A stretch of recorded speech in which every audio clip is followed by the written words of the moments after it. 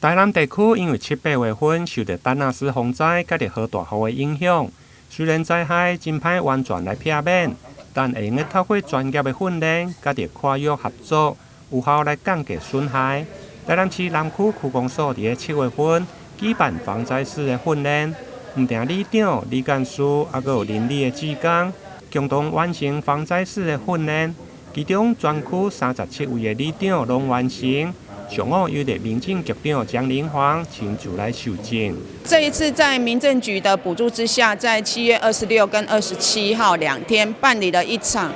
南区防灾士的一个训练。那参加的成员包括有我们37位里长，那还有我们的里干事、我们的邻里志工、自主防灾社区的所有相关的一个成员。那我们希望透过这样子的一个防灾士的一个训练，让我们的防灾量能够更加提升，也希望透过我们里长这样子的一个种子教师，在各里能够更加把所有的志工们把它加入到防灾士的这一个训练里面，让我们未来南区在防救灾这一个区块能够更加强大，量能够更加提升。防灾士主要的话，在灾前，当然我们会有一些相关防救灾知识的一个加强。那像这次花加沙台风来临前，那我们的防灾士也会透过我们的里邻，我们相关的一个志工来加强做一个防救灾的一个巡视，包括我们的侧沟，包括我们的一个抽水站，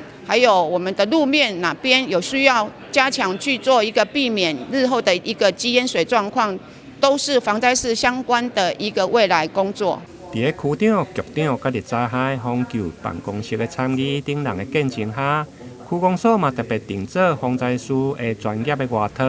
伫典礼当中同齐来颁发，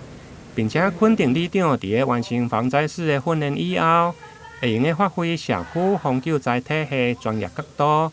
尤其即届花加沙风台搁接近，希望防灾士会用结合邻里志工，加强来巡视。发挥社区灾害应变甲着自救的能力，共同守护南区的安全。台南新闻林永根采访报道。